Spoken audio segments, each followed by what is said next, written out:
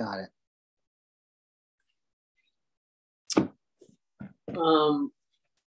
I regularly use japa. I use a mantra regularly. So, and I've been meditating. And this morning in particular, my mind was really fixated on some stuff. So I used the japa, the mantra, a lot towards the end to try to just tune it out. Okay. But yeah, I meditate about 45 minutes every day. Excellent. Every day. Excellent. In the morning. I do a yoga sequence and then I meditate and then I eat and then I do have the rest of my day. Sweet.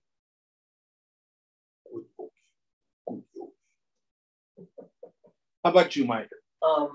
So my meditations this week have been off just because I've not been feeling well. I've been fighting a cold, so I'm finally getting over that. So I was able to kind of get back into it today. The one thing, and I shared this Jim earlier, but I'll share it with the group, that I noticed, and I think it's because I've been doing this practice for a while now. So while I was sick, I didn't see another human being for about 5 days in a row. And historically, that would have spun me and triggered me into no one loves me and I'm going to die a lonely old man. And this time, I saw that thought, I heard that thought, or felt the thought, whatever, but it just didn't spin me. It kind of floated on by. So I just wanted to share that because I think that's been a good thing as part of this practice. Could you all hear him? I think there was a drop. Okay, the basic thing he was sharing was that he had some negative thinking and he was able to have some detachment and it didn't trigger him like it might have in the past.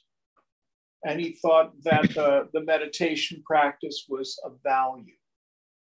It was of value. Now, a suggestion for both Daniel and Mike. One of the things you can add to this is to take on the practice that my thoughts are not real. Mm-hmm. Sometimes we'll say, oh, nobody loves me. I'm going to die lonely old man. That's an unreal thought. The truth is I am loved. I have wonderful people around me. Actually, the psychologist would say that's a healthy reframing exercise. But as yogis, what we're doing is exchanging a positive ego state for the negative one. And what yoga says is try not believing any idea of self. When the mind says, oh, I'm a lonely old person, I'm going to die a spinster, it's not real. And if the thought comes up, my life is wonderful, I am so well loved, let that go too. We do our best to let go of any personal sense of self. And we'll go into what that means more completely next week, especially. Any questions about that? All right, let's go around the Zoom frame. I'm not quite sure how that all works. Why don't we start in the upper left, go across, and then second row, go across, etc. I can't see the Well, I could go. I'm not sure where I am in that frame, but yeah, you said something in a class that really helped me, which was put your mind where your hands are.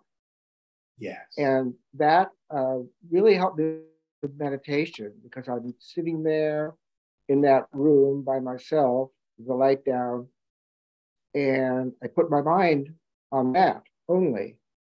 And it really helps me quiet my mind. And that's what I found this week. Great, great. A single-pointed mind is as good as no mind. Next person.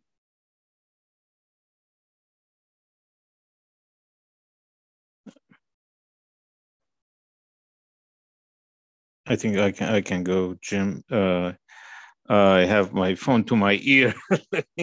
Move it here is better. I had a rush. I had to rush to a couple of meetings, and I did catch myself not to worry and just think of just accept what it is. I mean, if I'm late and I'm late, and not to let it stress me to get there. So I had to keep telling that to myself, and that kind of kept me driving in a normal speed to get to where I was trying to go. And it happened that everybody else was late too, so I was one of the first people getting there. So the one thing I want to point out, were you actually late by the clock? Yes, I was. And did the ceiling fall in and the earth tremble and shake? No, it didn't. Yeah. But the point that the gentleman was making, I'm sorry, I didn't catch his name. It was putting your hands where... Put your mind where your hands are working. In other words, when you're cleaning a house, do nothing but clean house. When you're doing laundry, do nothing but do laundry. If you're doing architectural drawings, do nothing but architectural drawings. When you're meditating, you do nothing but meditate. Yeah. You're present with a friend, you're totally present with your friend. Put your mind where you're working. Put your mind where your body is. Does that make it clear for everybody? Yes. Next person. That's me. So I meditated for half an hour doing the mantra the first night, and then I had tremendous resistance to doing it. So I have not done it since then. However, I have been noticing throughout the day about I thoughts, how automatic, how persistent, how chronic, and just noticing much more so around the eye, and also just stopping and just trying to feel and see what's actually going on, body, just what's actually happening in direct experience.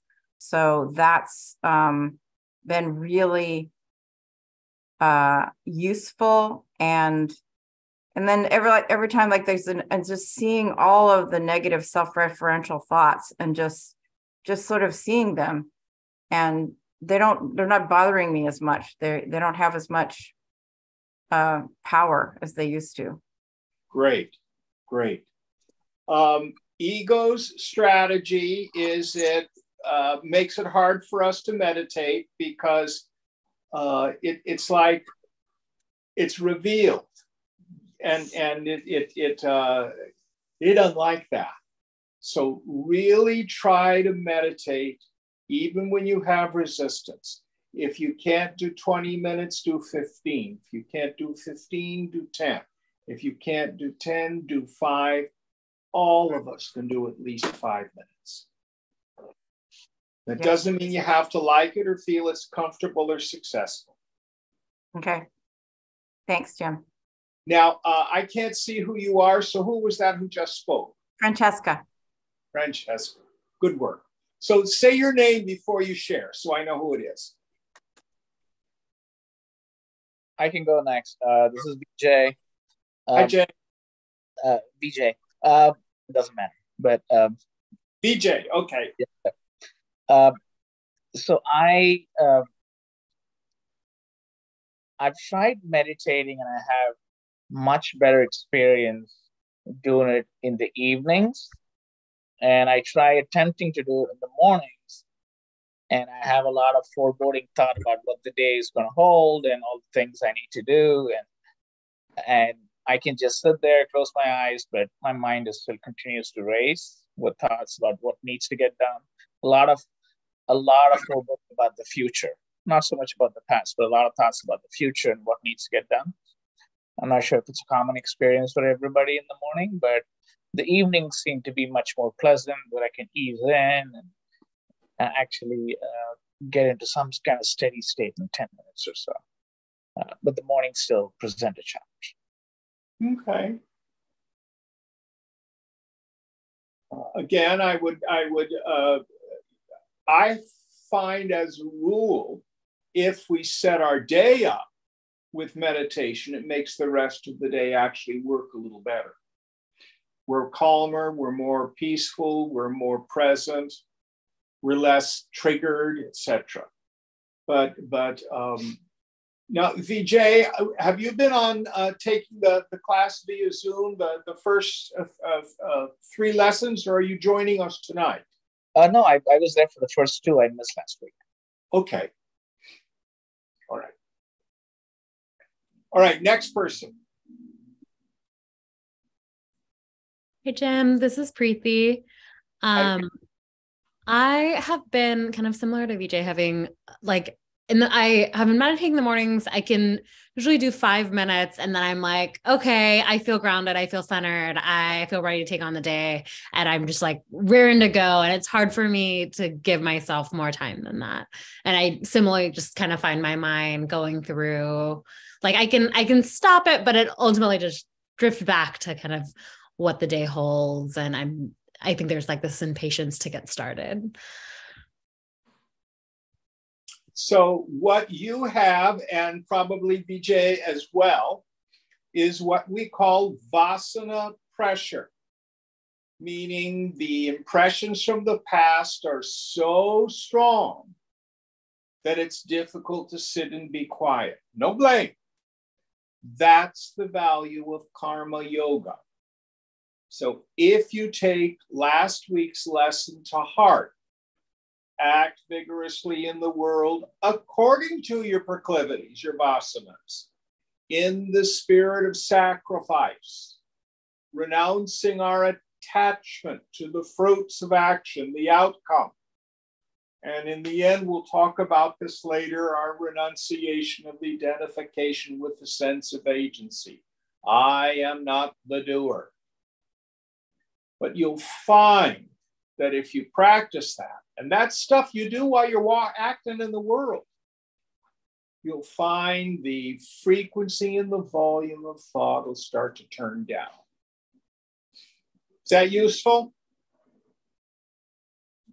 It is. Thank you, Jim. A lot of people ignore karma yoga.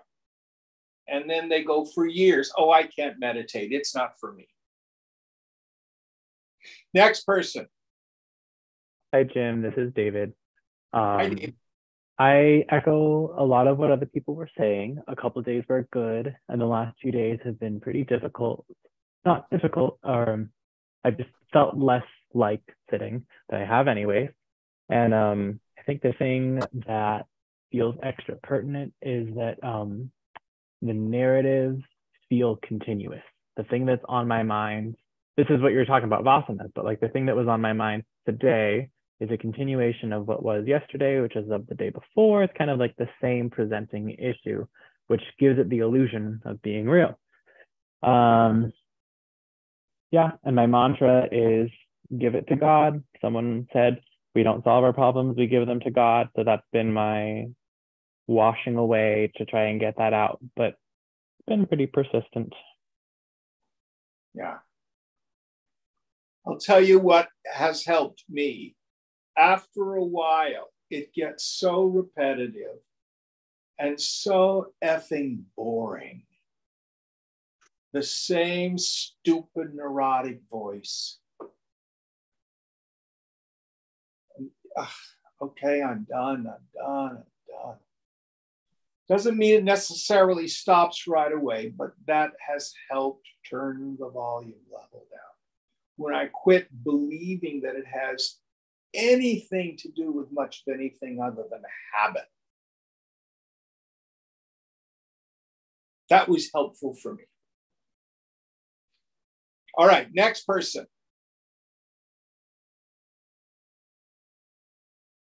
I guess that's me. This is Wendy. Hi, Wendy. Hi, Jim.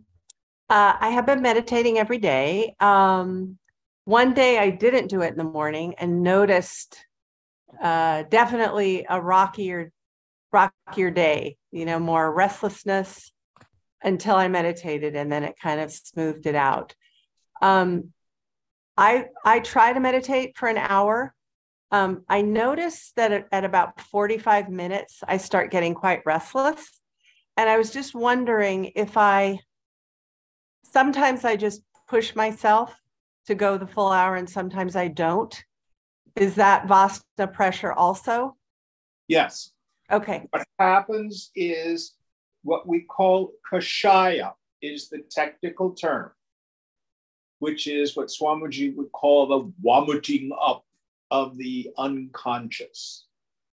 So in the unconscious are what we call the knots of the heart, the hridaya granthi. It's those feelings of being restless, irritable, discontent, want to do this, can't do that, what about tomorrow, this project, blah, blah, blah, blah, blah. And they're in layers.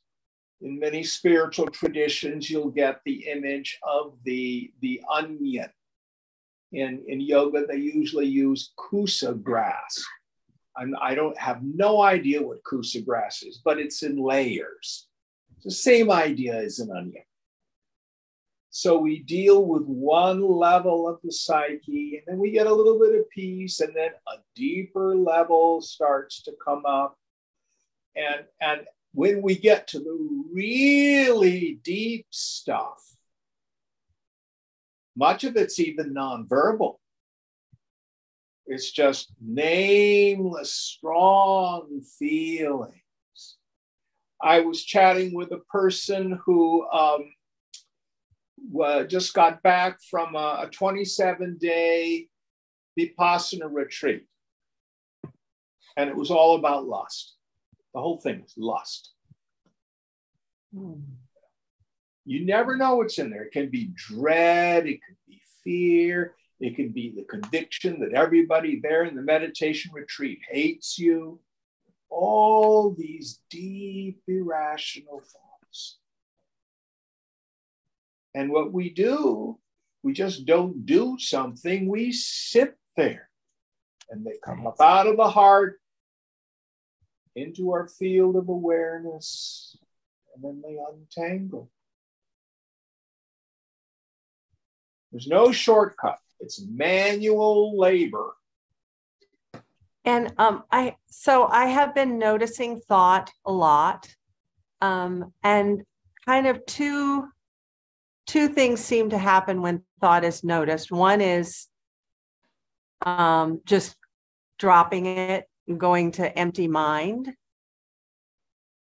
and then it just goes away. And sometimes there's like an argument, like just showing, I don't know, it's like the mind talking to the mind saying, that's not true. And I'm wondering, is that help, and just sort of like, some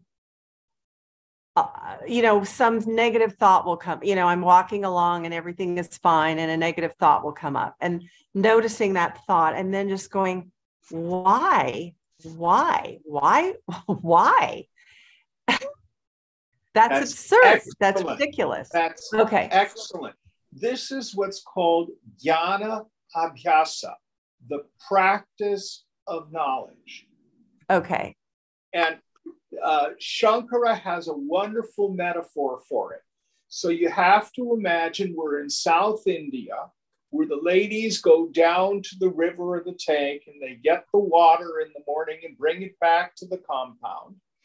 And during the monsoon, when they go down and they get the water in the jars, The monsoons flood the rivers bring silt down to the tanks and lakes and stuff.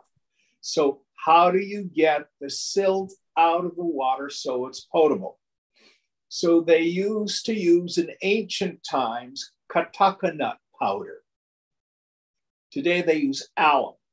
So they grind up the kataka nut, they put it in the jar, and it does something with surface tension, and it gathers all the suspended silt and it sinks to the bottom, and you can decant the pure water. So to use a modern metaphor, your arguments are like detergent. So I have dirty clothes.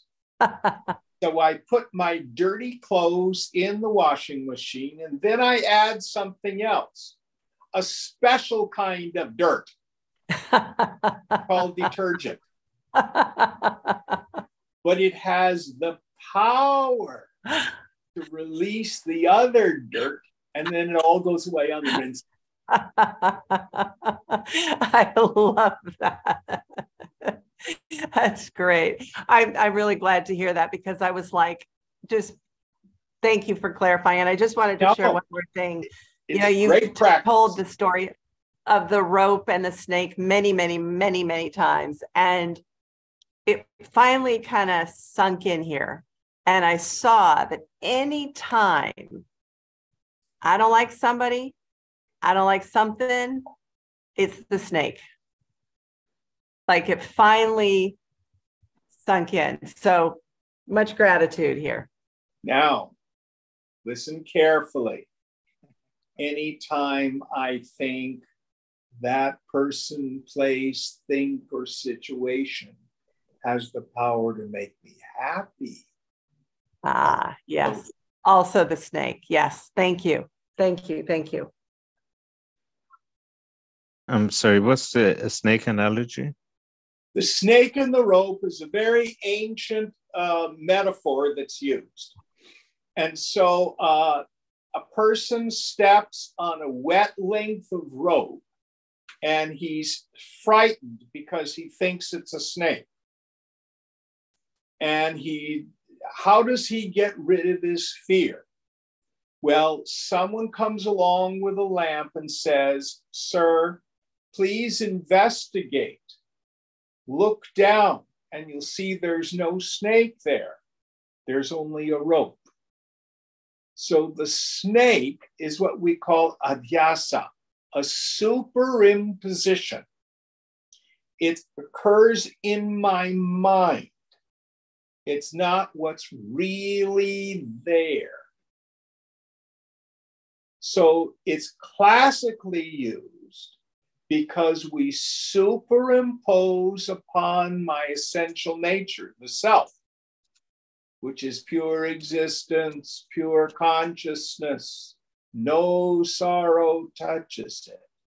I superimpose on that jiva bhavana, the idea of a personal sense of self, meaning I think I'm my body.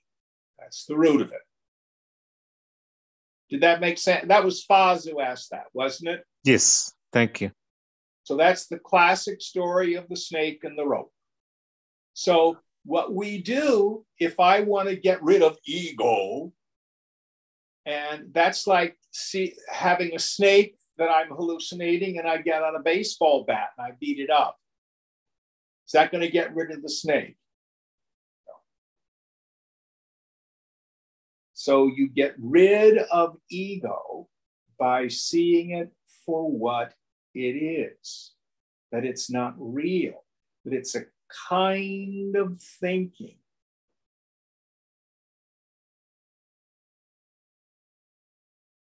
That's all it is. And what we want to find out is what's the substratum. We're going to get much more deeply into that next week. Good question. All right. Next person. How many more do we have? I think it's my turn. And all right. So I meditate every morning and sometimes at nighttime. But what I've been focusing more is to meditate during the day. Like Mark was saying, just, wherever I am, be there. And I have stopped my apps in the phone, all the social media. Now when I pick up the phone to go do that because I don't have the apps anymore, then I just start meditating on God, just and the love, and just feeling the love that I have for God. And in my meditation, when I'm feeling like there's some vasana pressure, then I focus on that love, and more like the love that I feel is the love that God feels for me, and just staying with the love, like kind of a mantra, but more like in a felt sense. You are perfectly giving the lead in for the talk tonight. Okay. Wonderful. Thank you. Who's next? Hi, this is Chirag. I missed the past few weeks. This is my first time attending. Welcome. For meditation, one thing I noticed is I find it a lot easier to meditate when my body is exhausted. So I find it much easier towards the end of the day after doing some type of like yoga asana or something. But I hear what you said about doing it in the morning. I want to work towards that. If you want to change your schedule a bit, you are not the only one who finds that asana is an excellent preparation. Daniel, you do asana before you meditate, don't you? Yes. Yeah. But you can do, how much asana do you do in the morning before you sit? About 40 minutes. 40 minutes, that's a lot. But even doing 15 or 20 minutes of asana will help set things up. So you might try doing a few poses in the morning. Do you do Gayatri Mantra? No, I don't. That's another very quick way to kind of physically set your body. Oh, great. I'll try that out. Thank you. All right. Anyone else?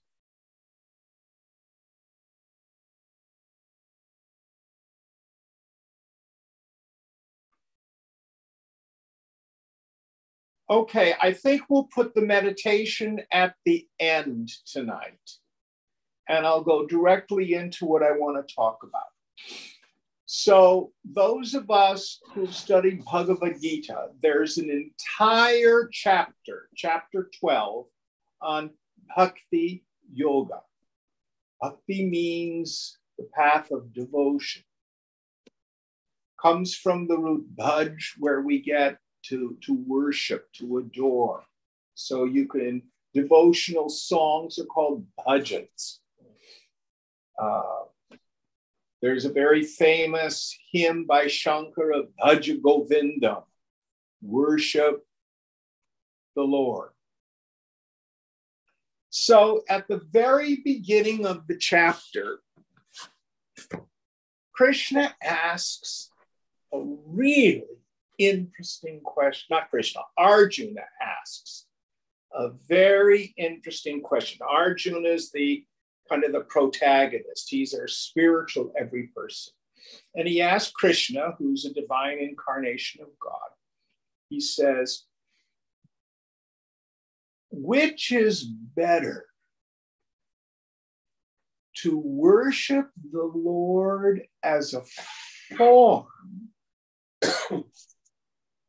or to worship the Lord as the ineffable, the formless? Do we have an image of God? God is, the only thing you know about God is you're not it, the divine other. Or to go through that process of seeing that the self in me is the self in all and is that divine essence? It's a very good question. And Krishna's answer is incredibly important. He says, these two paths approach a person. They're both valid. Both will take you to the infinite. But for the embodied, the path of the ineffable is more difficult. For those who are embodied, worshiping a form is easier. This doesn't mean if you're incarnated and you have a body, that Vedanta is not for you. You need to only do devotional practices. What it means is when we are ego identified.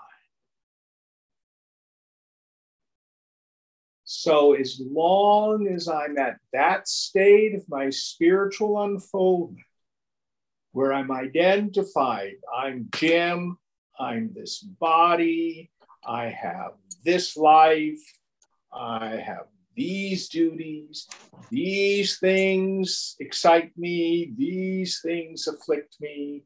As long as I'm identified as a person, Krishna says, the worship of a personal God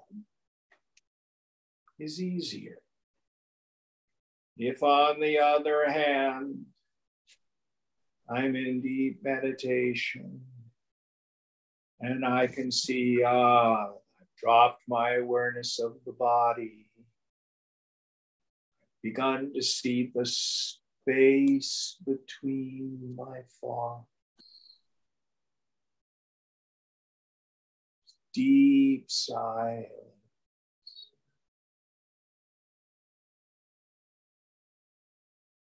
Then the worship of a personal God drops away. We see that the self in me and the infinite are the same thing. Listen very, very carefully. A personal God is as real as your body, as your ego. That person is the greatest of fools who's firmly identified with the body and cannot ask for help because it doesn't meet their non-dual philosophical notions. Then they're left on only ego willpower, which is a pretty pitiful, impotent state. Very, very important point. Bhakti Yoga is a revered path,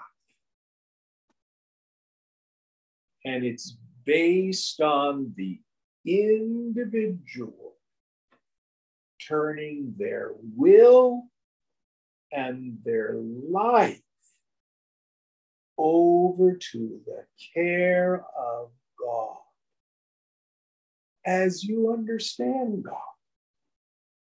Now, those of us who are familiar with the 12-step tradition will have heard that before. In India, the idea of God as you need to approach God is thousands of years old. Again, in the Bhagavad Gita, Krishna says, in whatever way people approach me, so am I to them. Oh, I can't worship Lord Shiva. That's a false god. I can only worship Allah. No, I'm a Vaishnava. The Shivites, they're all wrong. Let's beat them up. Oh, I'm a conservative Catholic. All the rest of you are going to hell. Nonsense. God has 1,000 names and 1,000 faces, and they are all valid. Are you for or against the idea of a personal God? Pardon me? Are you for or against the idea of a personal God? The idea in Gita is if you are embodied, if you are identified with the body, then a personal God is of great value. If, on the other hand, you are not identified with the body, then not only is the body not real, but the personal form of God isn't real. It all depends on the state of unfoldment of the student. Who was it that asked that question? VJ?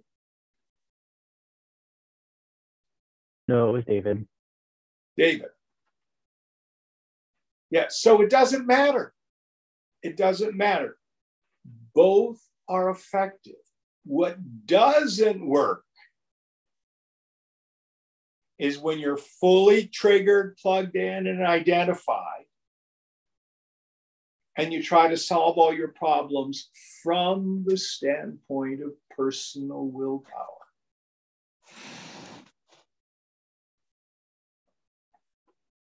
Did that make sense, David? Yes, that part did. Thank you. Anybody else have a question about it? Now, do not let philosophical inconsistency be a barrier to your happiness.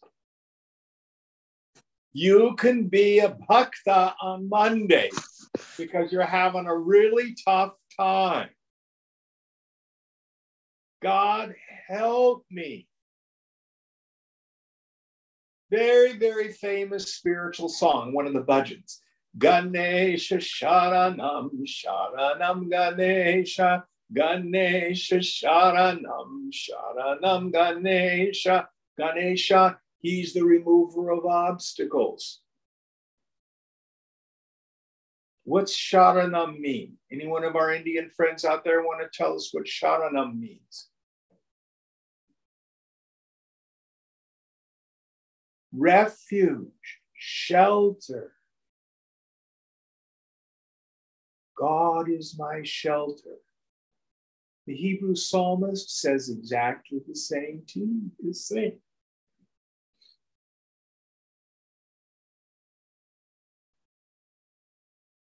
So the idea here is this turning my will over, turning my life over, surrendering to the care of God.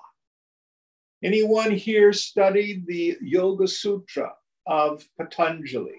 I know you have. I have. Chapter 2, the Sadhana Pada. What is the first sutra? Anybody remember? Tapas Swadhyaya Yeshura Pranidhana Kriya Yoga. Austerity, good psychological self-knowledge, Swadhyaya, Ishvara Pranidhana, trustful surrender to the Lord. Ishvara means the Lord, to God, is called yoga in action.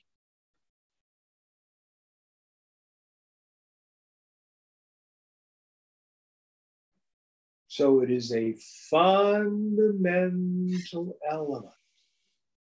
One of the things that it does, we don't want to let our yoga just be from the neck up, but it's all rational. Practices of devotion warm the heart.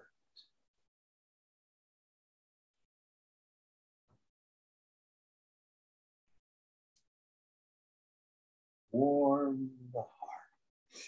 In the Christian tradition, we have the statement, God is love. There's a very famous Christian hymn, Ubi caritas est vera Deus ibies. Wherever love is found, in truth, there God is. God is love. How do we learn this? How do we come to experience it?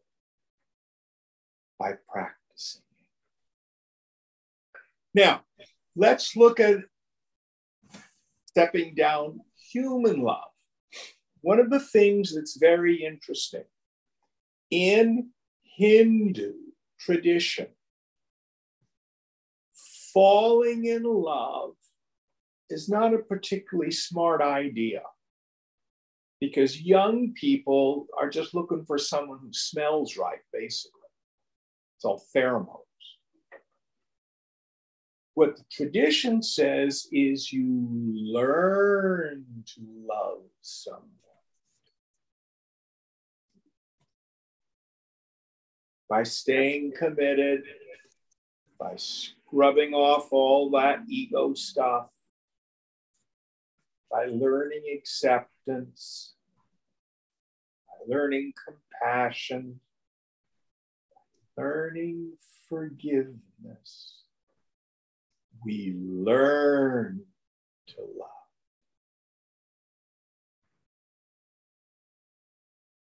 Believe me, ashrams and monasteries are not any easier than a marriage. You just have to learn to get married to 20 people you never met before.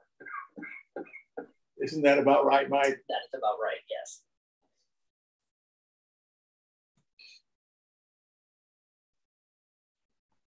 So you practice it. You practice loving. In Hinduism, we have very many practices. We sing the name of the Lord. I call them spiritual campfire songs. The practice is called kirtan, and the songs are called bhajans. I may play one for us to hear. They also do what's called puja, which is ritual. A ritual is where you engage in a sacred action out of love. I was at a funeral for a dear friend of mine on Saturday in a Catholic church. Before the funeral, we all got together to do a rosary. Many Catholics come out of saying the rosary. They're very, very devoted to the Blessed Virgin Mary. There are parts of the world where Jesus, I'm not close to him, but the Divine Mother, oh, she's my gal. She saves me. It's that kind of devotion to the feminine. We can have that as well. But you can come up with your own ways of having ritual. Some of us are devoted to a spiritual teacher. They can be a great saint.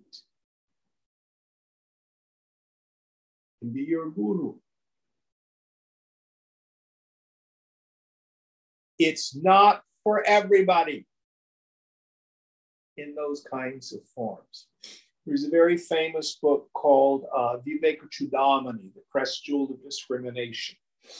And the author Shankara goes through what are called the qualifications of a fit student. At the end, he says, other texts say that bhakti alone is supreme.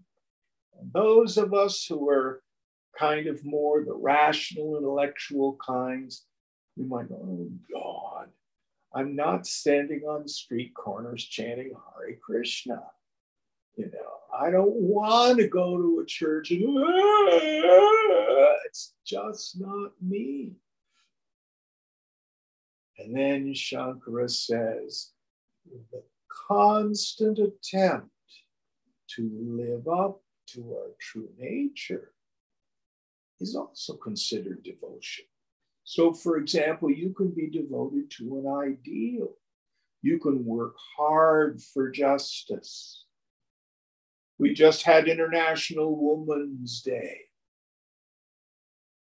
Are any of you women committed to equality for women? Are you committed to equal rights for the oppressed? So you can be committed to an ideal that's also considered devotion. The word that's used in Sanskrit is prema. P-R-E-M-A, prema. Parama prema, supreme love. My love for God and God's love for me. Exactly what Susali was talking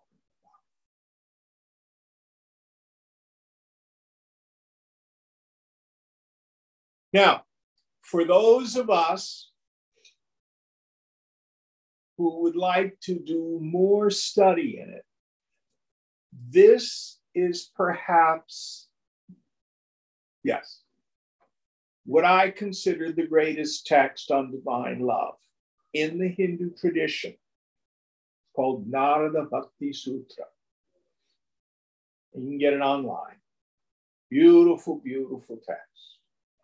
And it also brings the non-dual teaching of Vedanta and the path of devotion together, kind of merges them. It's beautiful, beautiful text.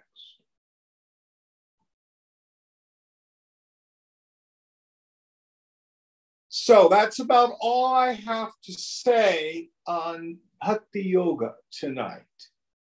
It's kind of hard to have a discussion when there's only two of us here in the room. But does anybody there in Zoom land want to talk about devotional practice, a personal God? I just want to say that if, you know, the word God maybe doesn't sit well with people, and just, you know, like what the 12th step gives us is that we can have the God of our own understanding. You know, could be nature, yes, could be your pet, could be anything that opens your heart like that has a tender, loving thing. Well, I wouldn't use a pet, frankly. Anything that's not going to solve my problems. No. I'm saying anything that would open, like practice loving. Yes. Yeah. The word God is like the word Band-Aid or the word Kleenex. Well, Band-Aid is started off as a proprietary name of a particular product. Mm-hmm. Exactly. No one talks about, oh, I need to put a plaster on my sore, which is actually what they are. I'm going to put a Band-Aid on it. Whatever brand you have. No one says, oh, I need to blow my nose. Hand me a facial tissue. Nobody says that. Hand me a Kleenex. No matter what the brand is. The word God's the same thing. Let go of all your Judeo-Christian ideas.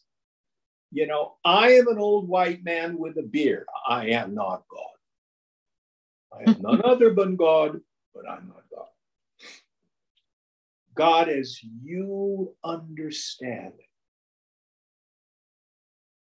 God as you can approach it. Now, in Hinduism, very cool.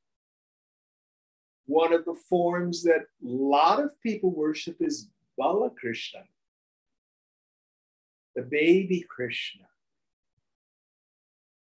That opens up their heart.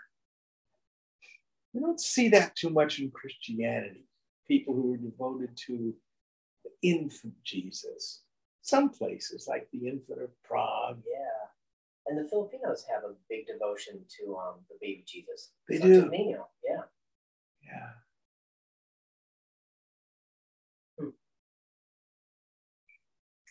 In Catholicism, we have the cult of saints. Some people will have a patron saint, a person that they can relate to, it's a little closer to you, or a guardian angel. All sorts of various ways that people could have a connection to the infant.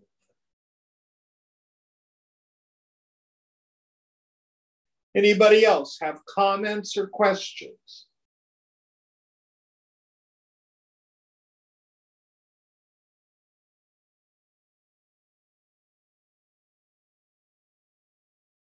Now we have a lot of Westerners. So what I'm going to play for you is actually a Westerner who's deeply, deeply involved in the tradition of Indian spiritual music, this kirtan. His name is Krishna Das.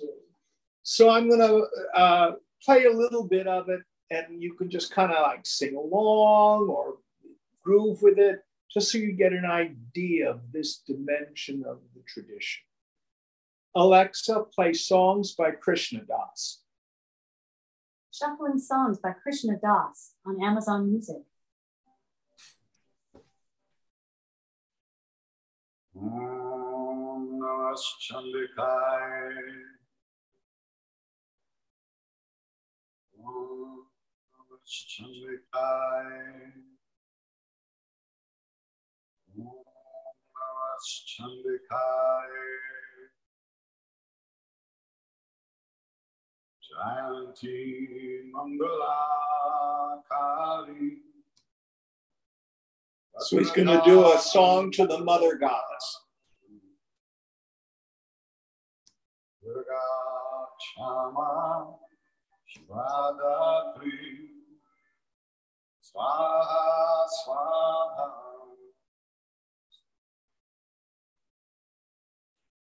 Jayatvam Devi Chamande Jaya Bhuta Vihar Jaya Samagati Aloratri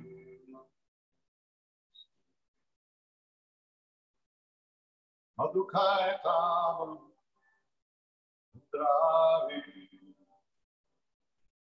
Udapri Udade Upande Dande Yashode Vishno Mahishasura. Alexa, play next. Just give you a little taste.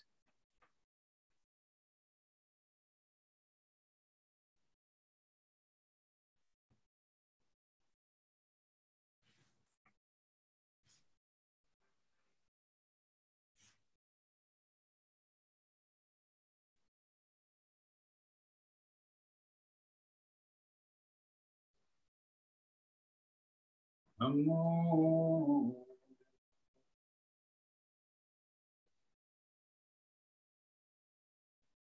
Namo. They're playing more concert stuff. Alexa, stop. Alexa, play Om Namah Shivaya. Om Namah Shivaya by Shankar Mahadevan on Amazon Music. For a limited time, you are eligible for a 2-month free trial renewing at $4.99 a month on this Echo Dot before you cancel. Terms in the Alexa app. Should I start your free trial and play Om Namah Shivaya 108 times?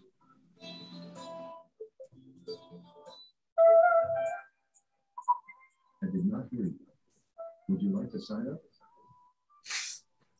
No. Okay. I can play similar music instead for free. Here's the station.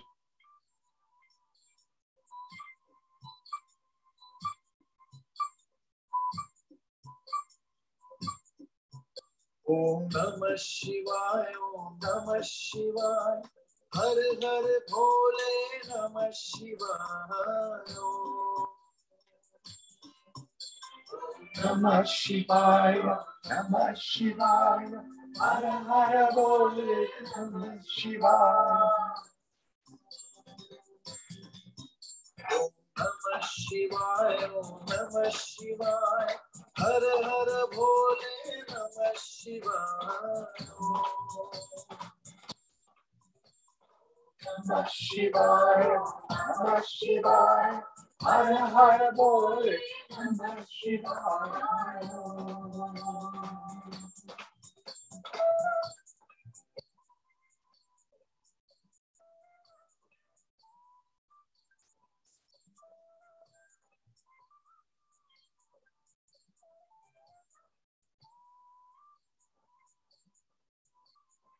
Alexa, stop. Anyway, you get a taste of what the tradition is like to some degree. I'm not sure. Alexa, stop.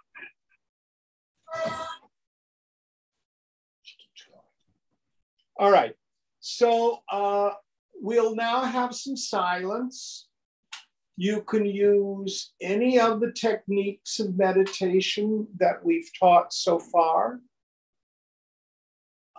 And what I want you to pay attention to tonight, whatever technique you've used to get quiet, see if you can let go of the technique. Begin to notice the space between your thoughts. Seems like a constant stream of chatter. But actually, when it slows down, a thought will arise out of silence, exist, and go back into silence. I want to see if we can find some space, even if it's just moments between our thoughts. Sit for 20 minutes.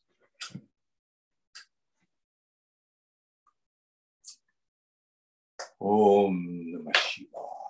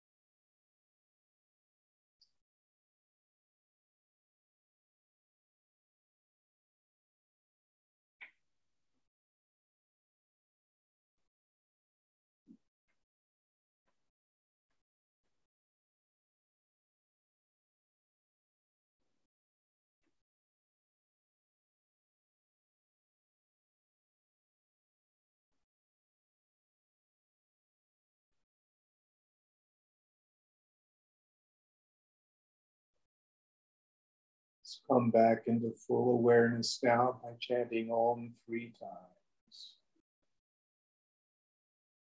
Om.